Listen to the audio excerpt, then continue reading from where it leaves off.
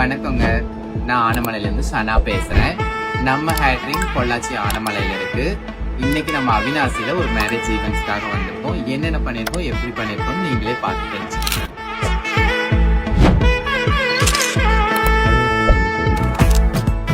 கல்யாணத்துக்கு சாணி கேட்டரிங்லாம் சொல்லியிருந்தோம். இப்போ ஃபுட்டு எல்லாமே நல்லா இருந்துச்சு. அதே மாதிரி டேஸ்ட் வைஸும் சூப்பராக இருக்குல்லாங்க. குவாலிட்டியான ஒர்க்கு நல்லா இருக்கு.